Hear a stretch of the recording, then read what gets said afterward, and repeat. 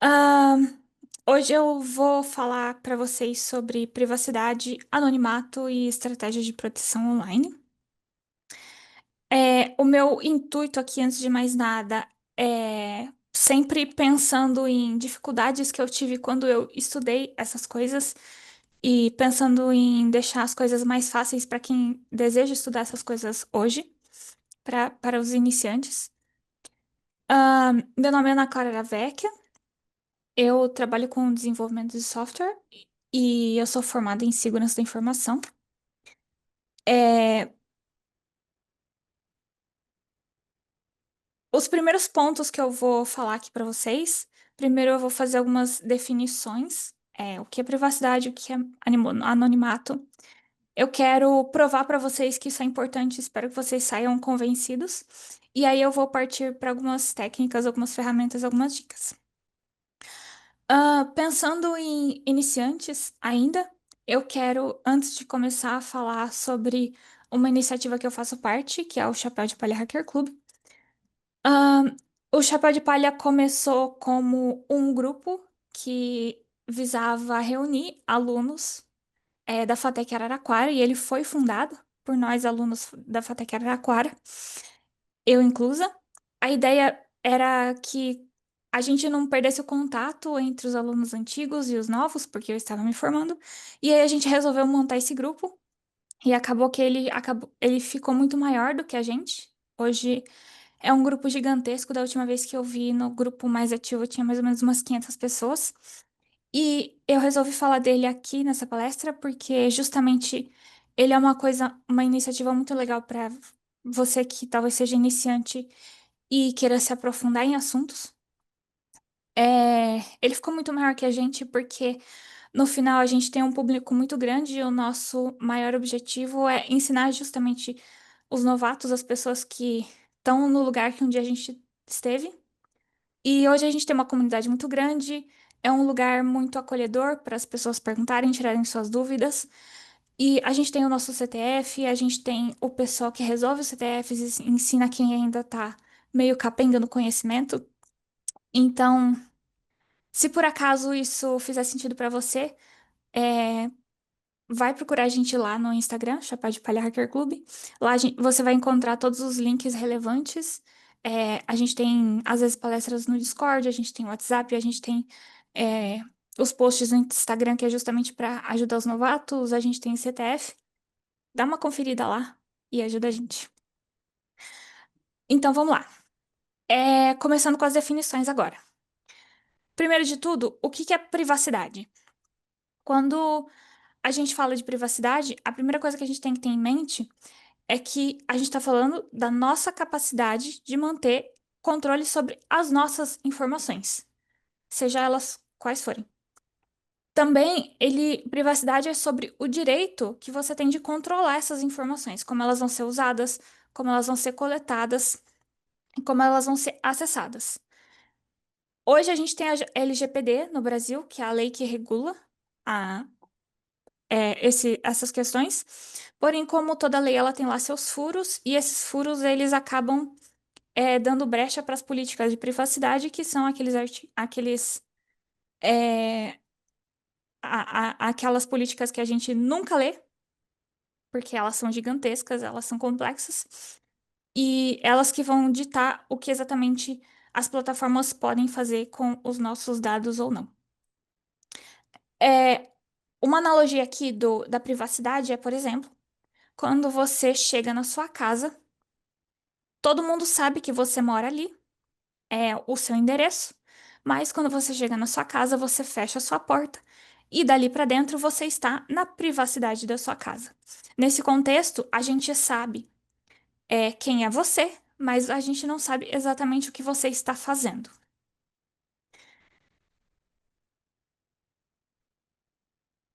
Opa. Anonimato. Quando a gente fala de anonimato, a gente está falando de exatamente o contrário de privacidade. Quando na privacidade a gente sabe quem é a pessoa, mas não sabe as ações dessa pessoa, e no anonimato a gente oculta a identidade, mas não as ações. Uma analogia que eu gosto de fazer é, por exemplo, num roubo a banco. A pessoa que vai roubar o banco, ela não consegue proteger as ações dela, ela não consegue esconder de todo mundo que ela tá roubando o banco, mas ela pode ocultar a identidade dela. Então ela coloca um capuz no rosto e assim você não consegue dizer exatamente que pessoa é aquela. Quando a gente fala de anonimato, a gente tem vários níveis. Eu não vou falar aqui de todos eles, mas eu vou falar do maior nível, que é o nível zero. Nesse nível, a gente está falando de uma plataforma que ela não exige de você nenhum tipo de identidade ou senha.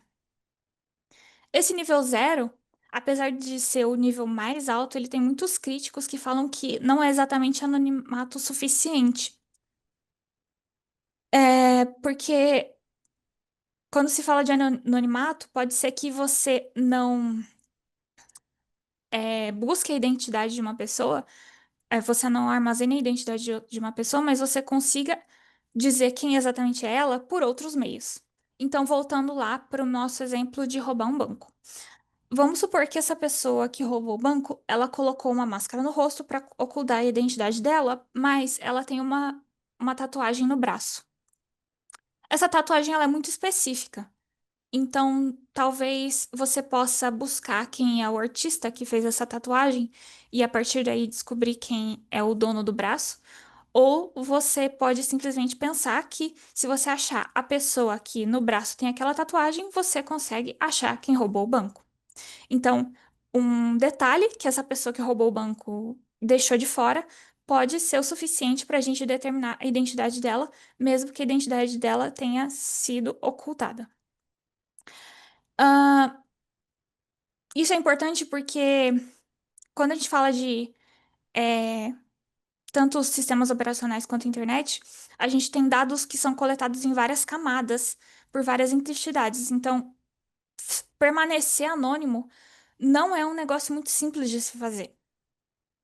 E por mais que eu tenha usado aqui um exemplo de anonimato falando de rouba-banco, eu não quero que vocês associem imediatamente anonimato e ilegalidade, porque tem umas razões éticas muito legítimas para a gente querer anonimato de vez em quando.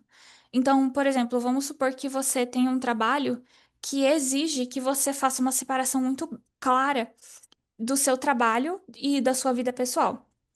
Ou vamos supor que você é um jornalista, que você está entrevistando alguém que mora num regime ditatorial e você não quer que as pessoas saibam quem é a sua fonte, porque pode ser que essa pessoa tenha algum tipo de represária para ela e para a família dela. Então você vai usar uma fonte anônima.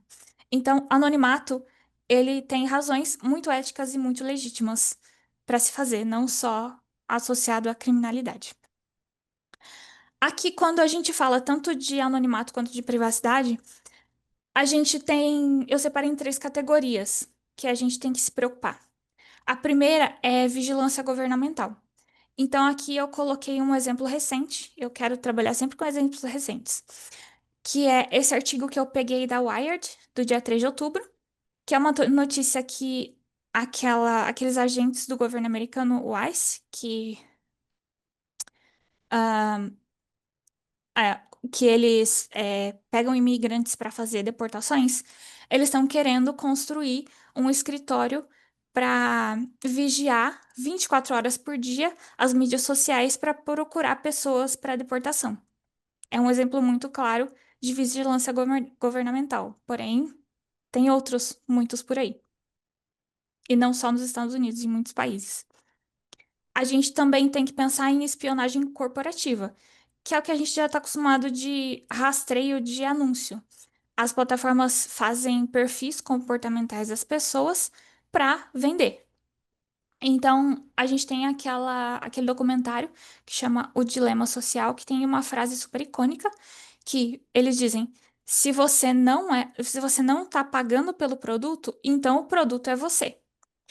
Quando eu era mais nova e começou-se a falar sobre anúncios personalizados, quando eu era um pouco mais inocente, pura e besta, eu pensava que quando se fala de anúncios personalizados, era um negócio tipo, ai, as plataformas vão te ajudar a achar o produto ideal, aquilo que você realmente precisa. Eles vão te ajudar a achar as melhores promoções. Hoje eu sou um pouco mais cética e eu tenho a noção de que as plataformas elas não estão ali pela gente, usuários, porque a gente nós não somos os clientes, nós somos o produto das plataformas. Os clientes são quem realmente estão pagando, que são os anunciantes. E o objetivo final é sempre maximizar o lucro. Então, nem sempre esses anúncios personalizados são interessantes para a gente. E nem sempre eles vão te vender aquilo que você realmente precisa. Eu trouxe outro exemplo aqui, que quando a gente fala de rastreio de perfil comportamental, muito se fala, não muito no Brasil, né? Mas muito se fala na gringa sobre data brokers, que são empresas que vendem informações pessoais sobre você. Elas podem vender essas informações para marketing e publicidade, então, para te vender coisa. Pode ser a atenuação de riscos. Então, por exemplo, será que quando você pede um financiamento no banco, as informações que você passa para o banco são informações reais? É você mesmo? Ou você está passando alguma informação falsa para você, sei lá, ter algum tipo de benefício? Também pode ser seguro-saúde. Então, por exemplo, você está buscando um seguro de vida. Só que eles sabem pelo seu histórico de compras na farmácia que você compra muito remédio para câncer. Então, talvez o seu seguro de vida devia ser mais caro, porque talvez você não vá viver tanto assim. E aí, nesse caso, você vai dar um prejuízo para o seguro. É, E aí, quando se fala de data brokers, eu acho um termo muito genérico, especialmente porque a gente não fala muito disso no Brasil. Mas a gente tem um exemplo muito claro do que exatamente é um data broker aqui no Brasil. Vocês já ouviram falar dessa empresa aqui? Quando a gente entra no site da Serasa, a gente tem bem no início lá. Somos a primeira e a maior data tech do mundo. Eles não se auto-intitulam data brokers, data tech. Entregamos soluções de inteligência analítica, combinando múltiplas fontes de informação com tecnologia de ponta para revelar o que nem todos conseguem ver e ir além do óbvio. É basicamente caçar informação por aí para vender. Eu não sei se já aconteceu com vocês, de tipo você passar alguma coisa no cartão de crédito e aí aparece lá no seu. Eles te mandam o e-mail do Serasa falando: Ó, alguém estava consultando o seu score, pague R$ 29,90 para descobrir quem foi. Então, eles ganharam aí com essas informações, falando para o banco se o seu score é bom para eles te liberarem crédito, mas eles também podem ganhar com você, curioso para saber quem é que está consultando o seu score. A gente também tem agentes maliciosos. Então, quando as plataformas elas armazenam esse monte de informação sobre a gente, não necessariamente essa informação está segura. E aqui eu trago como exemplo também recente esse aplicativo T, que é de Spill the Tea. É um aplicativo gringo americano que ele era um aplicativo de fofoca. Basicamente, as mulheres, ele só aceitavam mulheres e elas entravam lá para falar sobre as experiências amorosas que elas tiveram. Então, vamos supor, uma menina tá saindo com um cara novo, aí ela entra lá no aplicativo para ver se teve alguma mulher que falou alguma coisa ruim sobre esse cara, se ele tem antecedentes criminais, se ele foi abusivo com alguma pessoa anterior e coisas assim. Só que como ele só aceitava mulheres, para fazer a inscrição no aplicativo, elas tiravam uma foto do rosto com a license, a carteira de motorista deles, que tem, além da foto e do nome, também endereço. E aí essas informações vazaram. Teoricamente, era para essas fotos serem apagadas, mas elas não foram. E essas fotos vazaram junto com até algumas conversas. Então, muitas meninas que usavam esse aplicativo começaram a receber ameaças por causa desses dados vazados. Ficou perigoso porque não só vazou o que elas falavam dentro da privacidade do aplicativo, como vazou o nome delas e até onde elas moravam. Quando a gente fala de coleta de dados, eu quero que vocês entendam que isso não é um acidente, até parece que é, né? Quando a gente vê assim um monte de notícias por aí falando de vazamento de dados. Mas não é a coleta de dados em si, ela não é um acidente. Os sistemas operacionais, os protocolos de rede e as plataformas digitais, elas foram feitas com a característica intencional de coletar o máximo de dados possíveis. E eu vou mostrar para isso para vocês agora, usando de exemplo esse site aqui que chama deviceinfo.me. Quando você entra lá, vocês vão ver um site muito feinho que vocês não dão nada para ele. E ele não pede nenhum tipo de informação para você. Ele não vai ficar te pedindo cookies, por exemplo, ou posso ver a sua localização, nem nada do tipo. É um site bem simplesão. Mas quando você entra nele, de cara, ele já sabe. Nesse caso, ele sabe que eu estou usando um desktop ou laptop. Ele sabe que eu estou usando um Linux 64 bits. Não conseguiu falar exatamente qual o kernel, mas tentou. Ele sabe que eu estava usando um Chrome e a versão. Ele também sabia o IP da minha WAN, que eu não estava usando Tor, nem VPN, nem proxy. Aqui o hostname do meu provedor, a minha localização, né? Brasil, São Paulo, Araraquara. Latitude e longitude, aqui não tá muito preciso, porque notebook não tem exatamente os sensores para isso, né? Para fazer essa geolocalização precisa. O meu ISP, os DNS, a quantidade de memória RAM que eu tenho,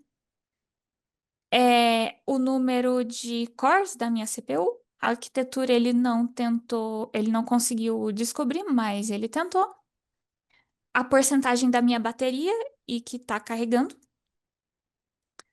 Eu não tenho extensões do Firefox, até porque eu estava usando o Chrome, né? Nenhum Java instalado. A última tecla que eu pressionei, o meu Caps Lock está desligado. O tamanho da minha tela, do browser. A orientação da tela, resolução, profundidade de cor. Eu estou usando mouse e não touchscreen. O meu processador, Intel, ele descobriu até qual que é o processador gráfico. Esse Iris mesmo. E aqui eu entrei também pelo celular. No celular ele consegue dizer a direção que está apontado. Tilt é tipo se tá virado um pouquinho para frente, um pouquinho para trás, um pouquinho para esquerda, um pouquinho para direita. A aceleração, rotação, o modelo do meu telefone. Esse page refer é tipo, eu entrei no Google e pesquisei pelo site e o Google me redirecionou. Então, ele sabe que eu fui redirecionada para esse site a partir do Google. Ele também sabe as línguas que o meu teclado, que eu tenho de teclado instalado, então, português, inglês e francês. Ele também sabe que eu tenho um speaker.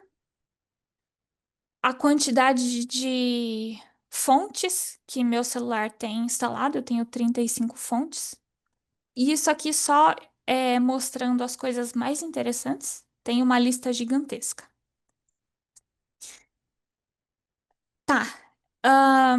Depois disso, espero que vocês estejam impactados. Mas o ponto é, e aí? O que que você faz sobre isso? Porque quando eu comecei a aprender um pouco sobre privacidade e anonimato, essa era a minha maior dúvida, porque a gente tem um monte de documentários e vídeos falando sobre como a nossa privacidade é violada o tempo todo, mas é muito difícil você chegar como iniciante no o quê. É uma informação muito picotada. Então, meu objetivo aqui para vocês é trazer um compilado de dicas. Por causa do tempo, eu vou acabar dando dicas rápidas, eu vou explicar o máximo possível, mas vai ser rápida e vocês vão ter que pesquisar um pouco mais a fundo depois.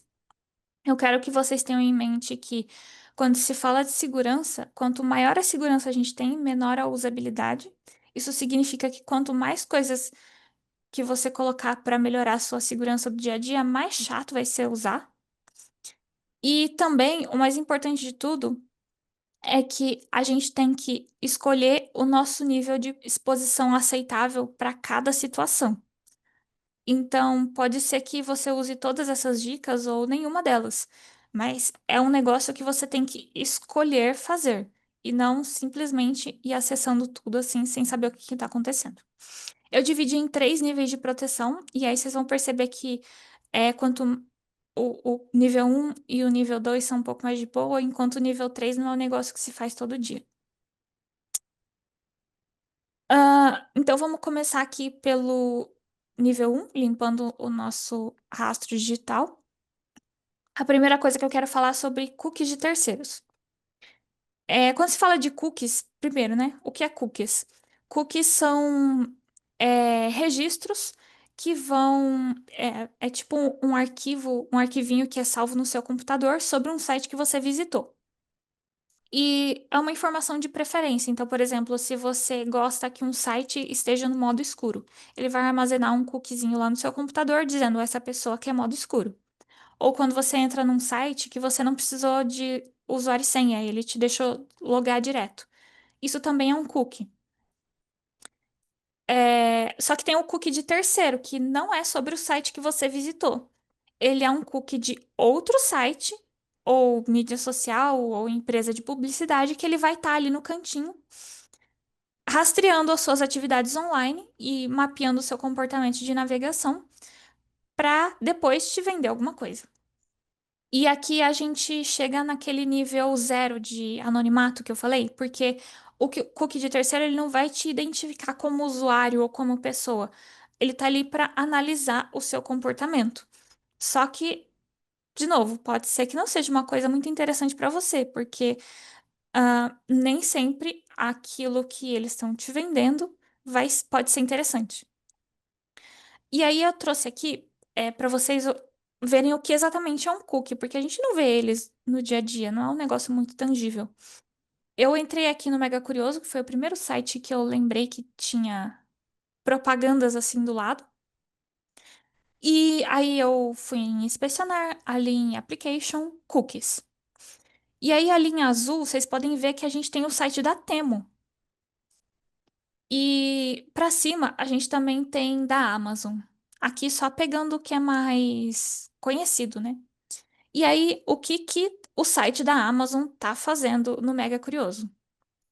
Traçando seu padrão de comportamento. Então, talvez se você lê no Mega Curioso uma reportagem sobre como consertar uma geladeira, a Amazon saiba que a sua geladeira está quebrada e talvez você precise de uma nova. E aí ele vai começar a te bombardear de propaganda de geladeira. Aí a gente também tem navegadores, porque a gente tem uma infinidade de navegadores por aí para escolher, mas eles também fazem essa coleta de dados. E a gente tem esse navegador Brave que tem sido muito aclamado por ser um navegador que ele foi desenvolvido visando privacidade e segurança. Ele é mais rápido do que os outros navegadores. Ele tem. Você pode instalar ele e aí, sem fazer nenhum tipo de configuração super difícil, você já tem uns recursos de privacidade que são tão configurados por padrão. Ele é open source, então você pode pegar o código dele e dar uma visualizada para ver como ele é feito e o que ele faz com os dados. Ele faz bloqueio de anúncio, ele faz bloqueio de script, ele bloqueia cookie de terceiro, ele bloqueia impressão digital do usuário, ele faz atualização automática de site que é HTTP para HTTPS, que é mais seguro. Ele também pode bloquear redes sociais, você pode configurar ele para quando você fechar o navegador, ele apaga todos os seus dados de navegação. Ele também tem muitas configurações que outros navegadores não têm. Isso é muito positivo. Quando a gente fala de dados, a gente também tem metadados. Metadados, eles são informações que são anexadas no arquivo que vão dizer exatamente em quais condições esse arquivo foi criado ou modificado. Então, como exemplo, eu trouxe essa imagem aqui da minha gatinha. Essa imagem, se vocês olharem ali na direita, ela foi tirada, essa foto foi tirada no sábado, dia 17 de abril de 2021, às 17, 18 e 21. Ali em cima tem câmera, aqui tem o modelo do meu celular. E aí tem umas informação, é, distância focal, é, exposição da câmera, esse tipo de coisa.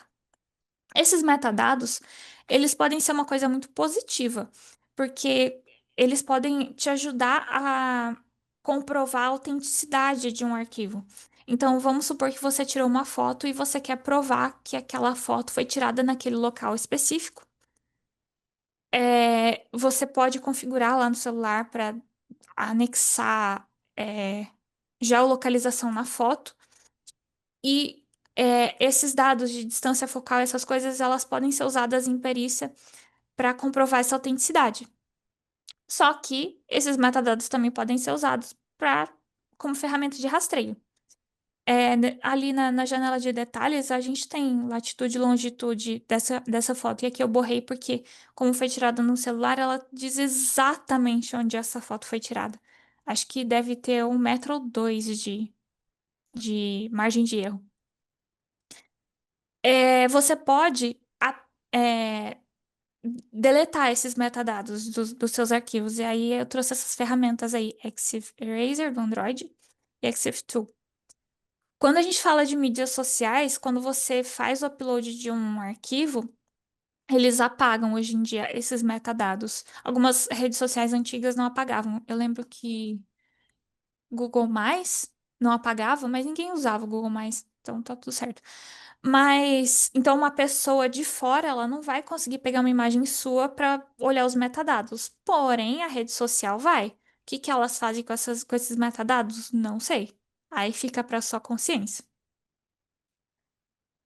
Eu quero falar também, que eu acho muito importante, sobre exposição online. E aí, de novo, eu vou trazer um caso recente que aconteceu esse ano com a Carla Zambelli. Ela estava sendo procurada pela polícia e ela abriu o Instagram e acho que foi uma live, um vídeo que ela fez, falando que ela não iria ser encontrada.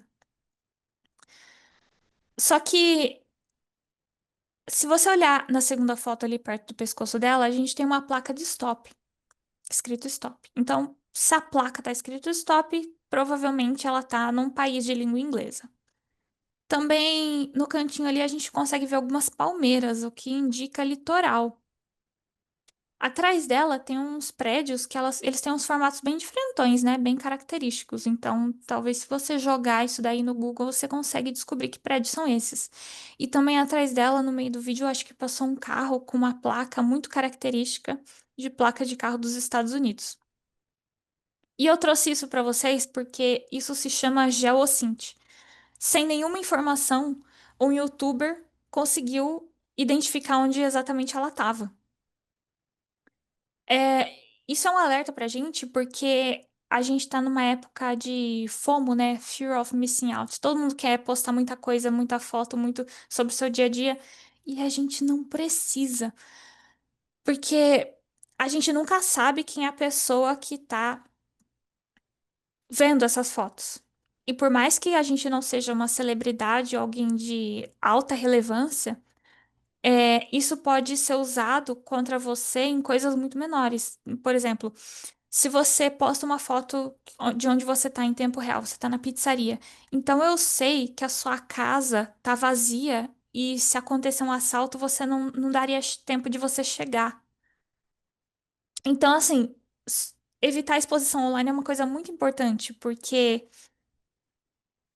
às vezes a gente posta coisas que a gente não percebe o quanto quem é de fora consegue falar sobre a gente que não seria tão interessante. Então é muito interessante que você tira uma foto, olha com um olhar de fora. O que exatamente você está mostrando? Evitem coisas que vão identificar onde você mora, onde você estuda, onde você está em tempo real. Foi viajar, posta dali a uma semana. Ninguém precisa saber exatamente quando é que você foi viajar. Documento, cartão, senha, endereço.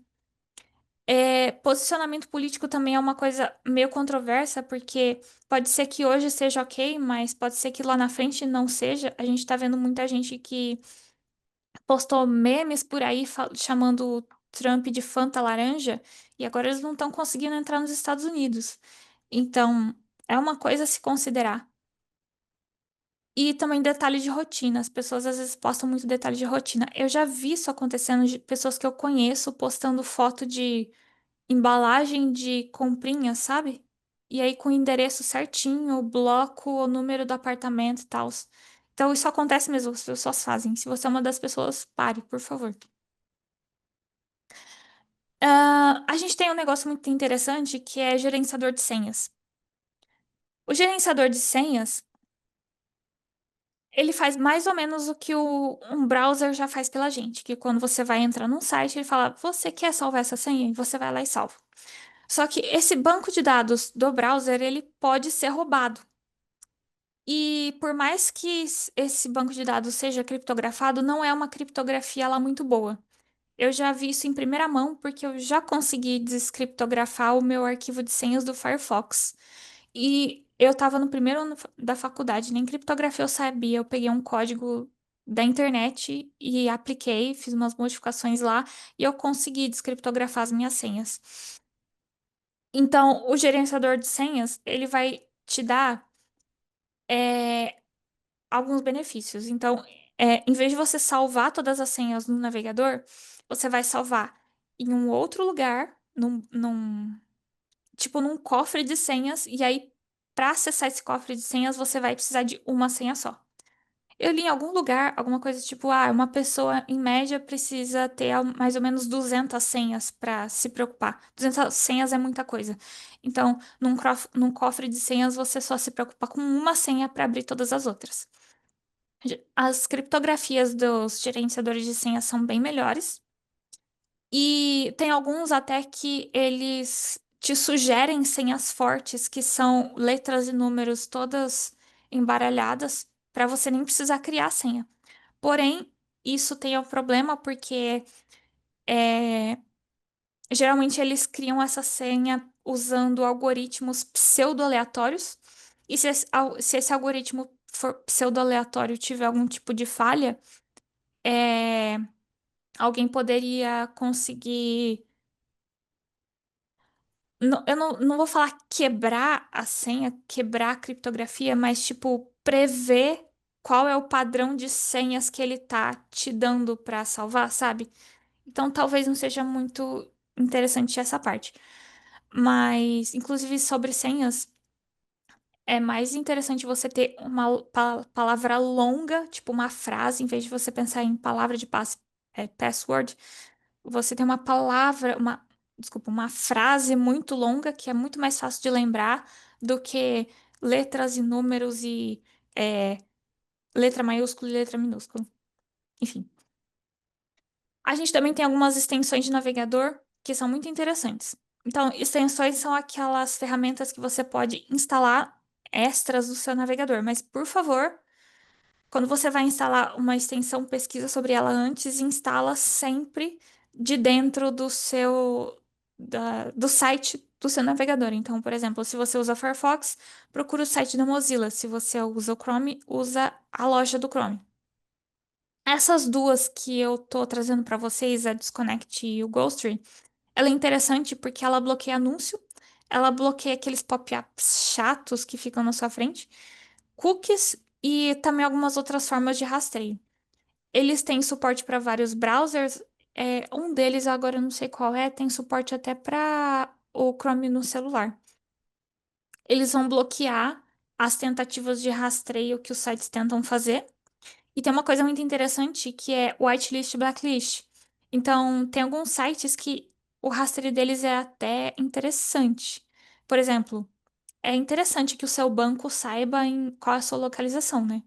Porque se você tentar se logar do seu banco de São Paulo e depois você tentar se logar uma hora depois do seu banco na Holanda, talvez tenha alguma coisa esquisita com esse login. Então, ele pode bloquear. Então, você pode colocar os sites.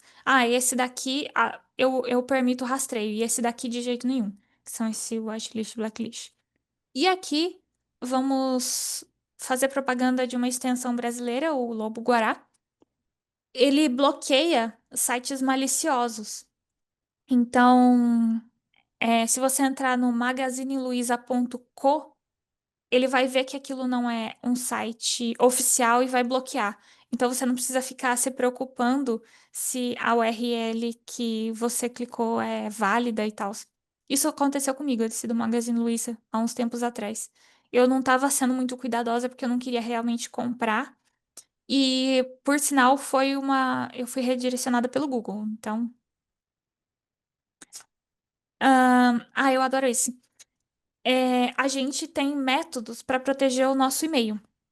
Então, tem esse plus addressing, que vamos supor que meu e-mail é ana@gmail.com e eu vou fazer um cadastro na Renner. Então, na hora de fazer o cadastro, eu passo o e-mail ana mais renner@gmail.com. Então, todos os e-mails que eu receber da Renner, eu não só posso fazer uma pasta, todo e-mail tem isso, que você configura lá uma pasta para direcionar todos esses e-mails para lá.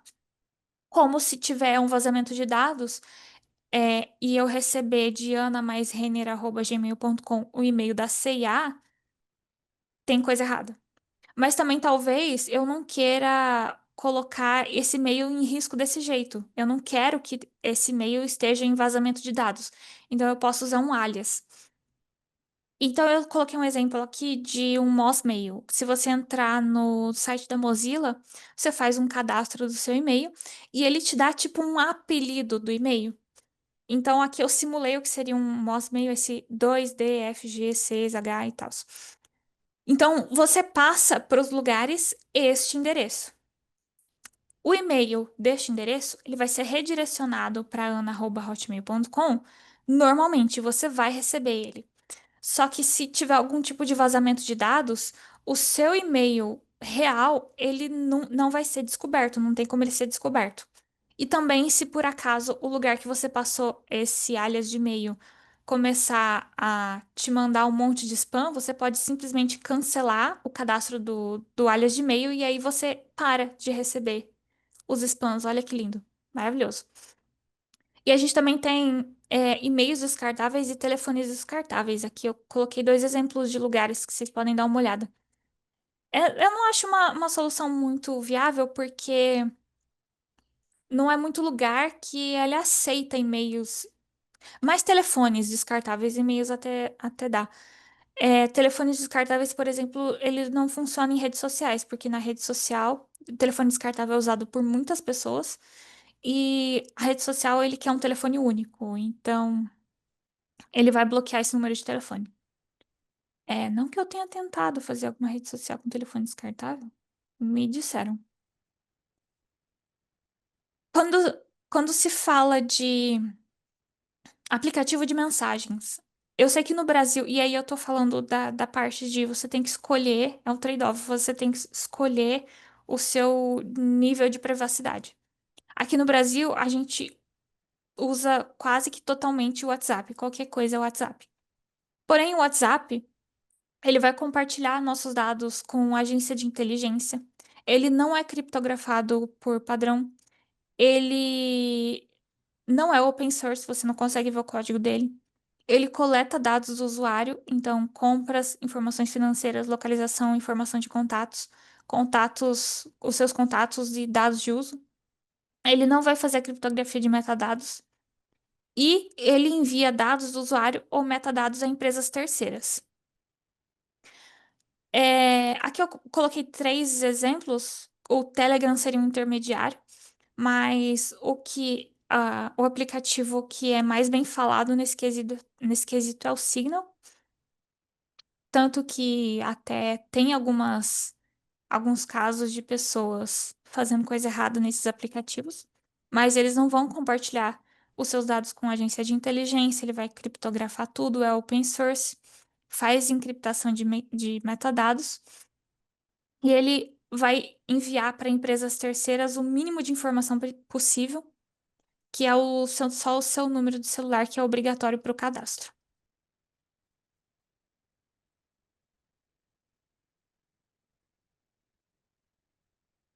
bebendo água junto com o cabelo. Outra coisa que também é notícia relativamente recente, quando se fala de assistentes pessoais, eu e a tia, a gente tem essa notícia aqui. Eu não sei se vocês viram por aí essa foto, que é de uma pessoa no banheiro. Só que o ângulo da câmera tá meio esquisito, né? Ele tá muito baixo. Essa foto, ela foi tirada por um robô aspirador e essa pessoa é a dona da casa. Hoje a gente tem muitos assistentes pessoais que têm muitos sensores. Então, câmera, GPS, microfone, Wi-Fi. E a gente não sabe exatamente para onde está indo esses dados. Nesse caso aí, a empresa coletava esses dados e guardava. E é esse aspirador robô aí, iRobots. E a empresa que tem esse robô aspirador, ela foi invadida e esses dados foram vazados. Assim, quando se fala de assistentes pessoais, eu acho uma coisa muito complicada, porque é um negócio que a gente está colocando dentro da privacidade da nossa casa. E o que não faltam são notícias e artigos sobre especialistas falando como, por mais que talvez as empresas não usem isso para nada, esse monte de sensor de informação coletada pode ser usada de forma maliciosa. Eu gosto muito desse meme aqui que tem aparecido ultimamente, que é: a nova geladeira da Samsung vai te mandar uma mensagem se você deixar a porta aberta. E embaixo, por que raios ela não fecha a porta sozinha se ela é tão inteligente? Então, a gente tem muitos assistentes pessoais com muitos sensores e resolvendo uns problemas que não necessariamente a gente tem. Então, às vezes a gente fica de novo, FOMO, Fear of Missing Out, naquela de vamos comprar a nova novidade cheia de sensores porque é muito legal. Mas a gente não necessariamente precisa disso e a gente não sabe exatamente o que que a gente está colocando dentro da nossa casa. Por que que você precisa de uma lâmpada que vai acender se você bater palma? Você pode levantar e clicar no interruptor, é mais seguro, sabe? E você ainda não gasta dinheiro, olha que lindo. Máquinas virtuais. Quando a gente está falando sobre acessar lugares mais perigosos, o mais interessante é que você tenha um dispositivo que não tem vínculo com o seu dia a dia. Porém, isso é caro. A gente não tem dinheiro para ter um dispositivo só para fazer arte por aí. Então, o melhor, o melhor jeito da gente garantir um pouco de segurança quanto a isso é a gente ter uma máquina virtual. Eu coloquei ali embaixo esse site osboxes.org. É um site que você pode baixar arquivos de máquinas virtuais prontas. Isso é muito interessante porque quando se fala de máquinas virtuais, é muito interessante que elas tenham o mínimo é, de exclusividade possível. Porque, vamos supor, você instala uma máquina virtual porque você quer fazer os seus primeiros experimentos navegando na Dark Web. Se você colocar nessa máquina virtual um layout para teclado alemão, configurar o Shell Python, instalar um bloqueador de anúncio, colocar um monte de instância de navegador Tor dentro da VM, isso forma um padrão de exclusividade. E se você fizer isso para muitas máquinas virtuais, ou pelo menos para uma máquina virtual, mas que você acessa muito, uma máquina que talvez esteja sendo rastreada, ela pode, essa informação ela pode ser usada para montar um pseudônimo. Então, vamos supor, todo mundo. Eu sei que você coloca essas exclusividades na sua máquina virtual. Então, eu posso dizer, pela quantidade de exclusividade, que todos os lugares Todas essas máquinas virtuais que têm essa exclusividade têm grande possibilidade de serem da mesma pessoa. Então, o mais interessante é que ela seja zeradinha. E esse OS Box é muito interessante porque várias pessoas vão usar esse site para baixar máquinas virtuais. Então, você tem a garantia aqui de que várias pessoas vão usar máquinas virtuais iguais. E também, máquina virtual, você pode voltar o snapshot, né, para o estado original. Então, isso vai apagar qualquer tipo de log que você tenha. VPNs.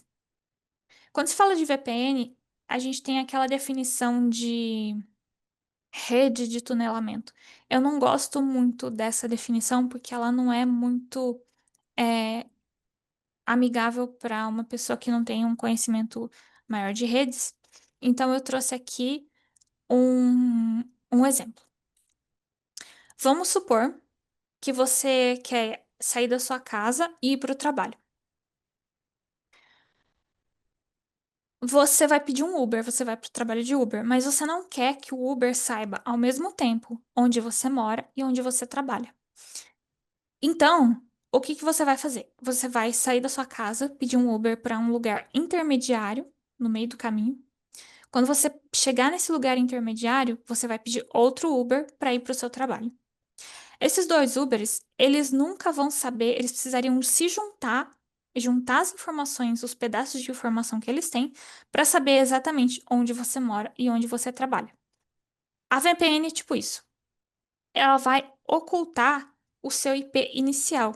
Então, o servidor que você está acessando, ele não vai saber onde é a sua casa, de onde você veio, porque você vai ter esse intermediário. A vantagem do IP é que ele vai criptografar os seus dados também. É, então, vamos supor que você precise, não estou dizendo que é recomendado, mas vamos supor que você precisa muito usar um Wi-Fi público. Ligando uma VPN, pelo menos você garante que os seus dados que estão trafegando ali estão criptografados naquela rede. Usando essa mesma analogia, eu posso falar sobre proxies.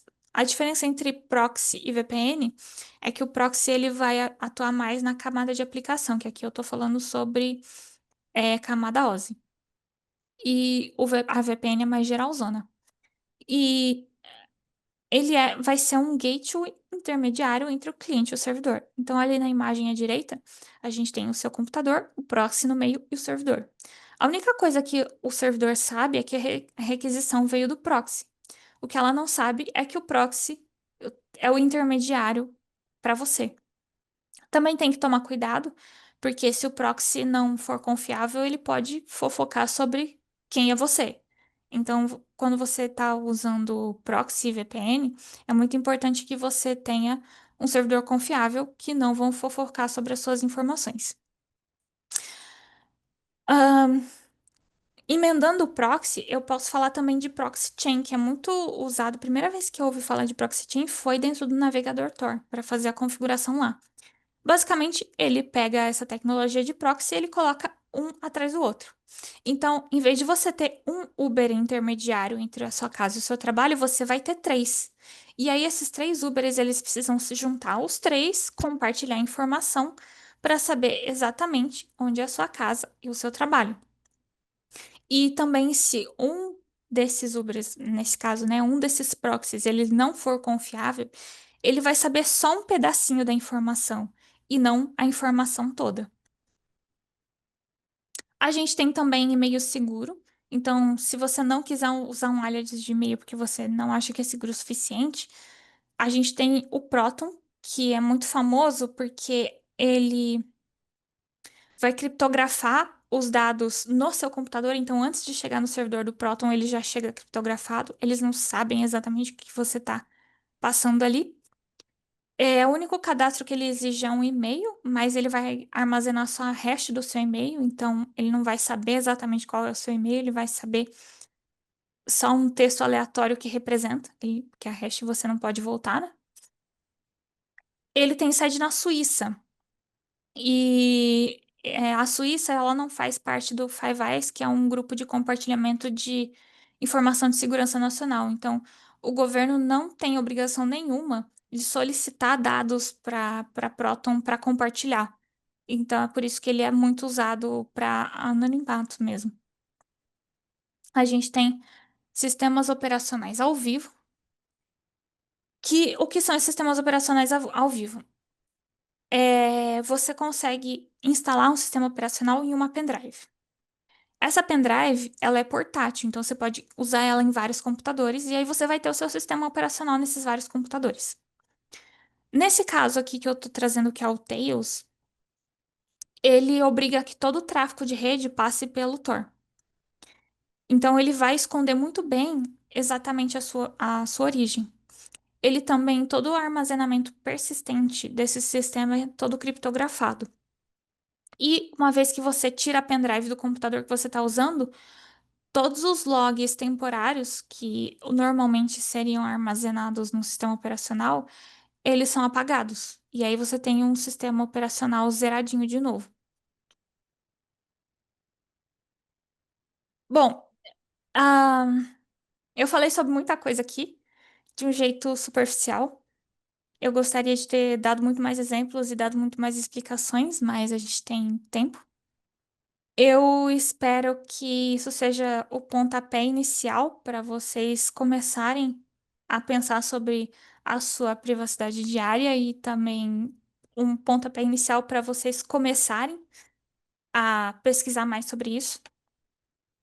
Eu trouxe aqui alguns links. Eu espero que dê tempo de vocês tirarem um print e colocar no chat GPT para ele escrever para vocês. Algumas coisas que eu achei interessantes que eu citei aqui, algumas coisas que eu não citei, mas ainda assim são interessantes. Então, divirta-se com essas informações.